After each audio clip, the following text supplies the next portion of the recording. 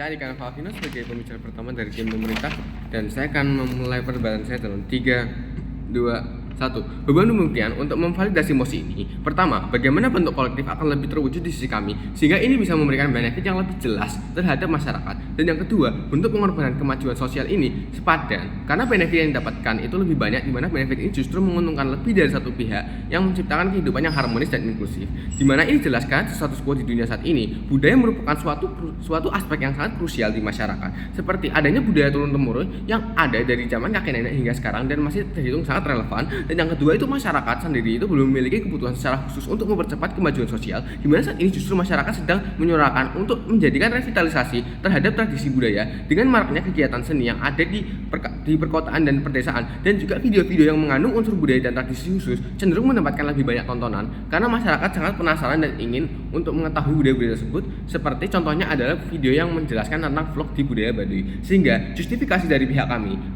kami tetap menginginkan kemajuan sosial, tetapi dalam skala prioritas kami akan lebih mengutamakan adanya pelestarian tradisi dan budaya karena ini merupakan suatu hal yang sangat krusial dan penting. Dan yang B, bentuk pelestarian yang kami maksud adalah perlindungan secara inklusif terhadap seluruh elemen-elemen budaya seperti tetua adat dan penduduk suatu suku yang sudah menjaga budaya dan adat mereka secara turun-temurun. Oke, 3 lapisan karakterisasi aktor yang akan saya bawakan pada perdebatan kali ini. Yang pertama, tetua adat, karena mereka sendiri tidak hanya orang yang tahu tentang adat tersebut, tetapi mereka juga memiliki obligasi terhadap masyarakat dari penduduk suku mereka untuk menjaga esensi dan nilai-nilai kemasyarakatan. Maka mereka memiliki tanggung jawab secara moral untuk menjaga budaya tersebut dan mengayomi masyarakat sekitar. Dan yang kedua, pemerintah, karena seharusnya mereka itu memiliki tanggung jawab secara moral untuk memastikan inklusivitas dalam hak-hak masyarakat dan perlindungan secara hukum maupun finansial terhadap budaya dan adat yang ada di negara mereka sendiri. Dan yang ketiga, korporasi, mungkin akan terdengar aneh karena korporasi tidak ada dalam budaya, tetapi faktanya pada dasarnya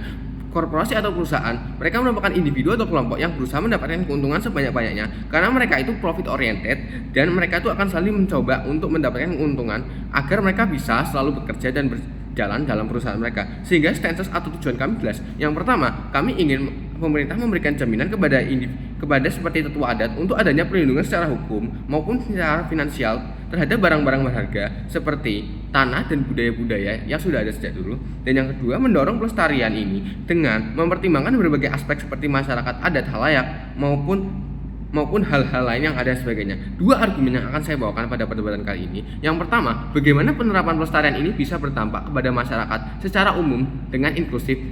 Karena tesis argumen ini adalah validasi benefit terhadap masyarakat secara umum itu mulai dari tetua adat sampai ke warga sekitarnya, sehingga saat ini ada tempat yang sudah menjunjung sekali nilai-nilai budaya mereka. Seperti contohnya, pertama adalah masyarakat Baduy yang sudah menjaga adat dan budaya mereka secara turun-temurun sejak dari zaman awal. Dan yang kedua itu adalah masyarakat di Bali, karena mereka selalu taat dengan adat dan budaya yang ada di dunia, yang ada di kota, yang ada di daerah mereka.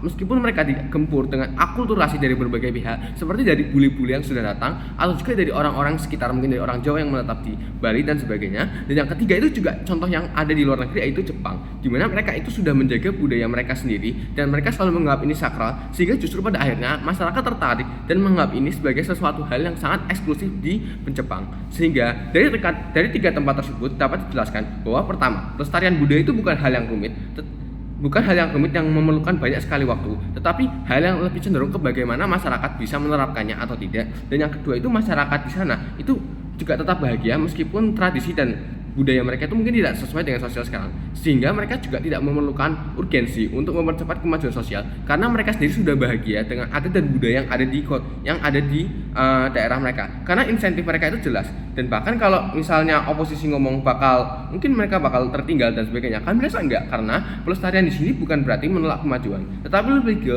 filterisasi apa yang bagus untuk budaya dan apa yang tidak, sehingga ini eksklusif di pihak kami karena masyarakat daerah itu punya ciri khasnya masing-masing. Dan bahkan masyarakat itu menerima dengan senang, dan bahkan masyarakat secara umum itu akan dengan senang hati untuk menerima budaya-budaya tersebut karena pada dasarnya manusia itu akan selalu memiliki nilai penasaran dan mereka justru akan penasaran dengan budaya-budaya yang ada dan akan mempelajari lagi. Sehingga benefitnya itu jelas. Yang pertama, kalau kita bandingkan dengan dunia oposisi, kita akan tahu bahwa budaya-budaya ini akan menjadi suatu hal yang sangat eksklusif karena mereka lebih mementingkan kemajuan sosial. Maka kita bisa mengetahui bahwa justru budaya tersebut hilang yang menghilangkan identitas seorang identitas masyarakat atau identitas kelompok itu sendiri. Dan yang kedua, bahkan kalau misalnya mereka ngomong HAM, kayak semacamnya mereka ngomong tapi gimana kalau misalnya ada hal yang tidak kita expect, tapi kami rasa HAM-nya itu akan sama karena pada akhirnya oposisi juga belum bisa memastikan bahwa kemajuan sosial ini bisa membuat kebahagiaan kepada masyarakat. Maka kami rasa kalau mereka mengatakan kebahagiaan belum tentu, kami rasa juga di dunia mereka dua. Dan yang kedua, bentuk pengorbanan ini sepadan karena memastikan benefit yang inklusif terhadap minoritas, di mana saat ini tetua adat dan warganya itu merupakan minoritas yang tidak memiliki kekuatan yang sebesar korporasi atau pemerintah, sehingga ini membuat urgensi yang jelas di mana mereka itu perlu menjaga tanah adat mereka dari individu-individu yang tidak memiliki wewenang seperti satu pemerintah yang berusaha mengakuisisi tanah mereka agar membuat reformasi dalam berbagai bidang, dan yang kedua korporasi yang bisa saja menginginkan tanah-tanah tersebut untuk dieksploitasi daerah-daerah sekitarnya agar menghasilkan keuntungan pribadi karena mereka pada at the end is profit oriented. Dan sehingga parameter yang jelas untuk dapat menentukan benefit itu dapat dilihat dari yang pertama, proses prasyarat untuk bekerja. A. Pengorbanan yang dilakukan tetapi dengan prasyarat pelestarian itu memiliki hukum yang sangat jelas. Dan yang B, itu tetua adat itu memiliki wewenang atas kepemilikan tanah, penggunaan lahan, dan mengajari generasi-generasi selanjutnya untuk bisa mempelajari budaya mereka sehingga budaya tersebut tetap bisa eksis secara berkelanjutan. Dan yang kedua itu kita akan melihat bagaimana struktur-struktur ini mendapatkan dorongan dari beberapa aktor. Yang pertama pastinya tetua adat pasti akan sangat mendukung karena budaya-budaya tersebut itu merupakan suatu hal yang sangat krusial di dunia mereka. Dan yang kedua sendiri pemerintah, meskipun pemerintah akan menginginkan reformasi, tapi aku yakin pemerintah pasti ingin memiliki budaya khas karena pada dasarnya mereka sendiri juga ingin memiliki eksklusivitas yang tidak dimiliki negara lain, sehingga justru masyarakat itu akan sangat bertambah. Kenapa? Karena pada akhirnya minoritas-minoritas tersebut akan menjadi seseorang yang sangat diperhatikan karena masyarakat sendiri sangat ingin mempelajari budaya-budaya mereka, sehingga mereka yang bisa mempelajari budaya mereka itu akan dianggap sebagai seorang krusial karena bisa mengajarkannya secara sempurna dan bisa memperjelas lagi sehingga pelestarian budaya ini tidak hanya di daerah mereka saja tapi bisa inklusif ke daerah-daerah lain, sehingga kapasitas atau kapabilitas mereka itu jadi lebih besar dan masyarakat yang awalnya mungkin hanya terkesan sepele juga sekarang bisa mempelajari budaya-budaya tersebut. Dan pada akhirnya ini eksklusif. Kenapa? Karena yang awalnya minoritas itu dianggap seperti masyarakat yang biasa atau masyarakat yang mungkin tertinggal dan jauhi, tetapi dengan adanya budaya-budaya ini, dengan pelestarian ini, masyarakat itu memiliki identitas sosial mereka sendiri, mereka memiliki pemahaman sendiri tentang apa yang biasa mereka lakukan, sehingga pada akhirnya ini menciptakan keeksklusivitas terhadap beberapa masyarakat, seperti beberapa yang memiliki budaya dan tradisi mereka sendiri, sehingga pada akhirnya kami bangga menjadi tim proposisi. Terima kasih.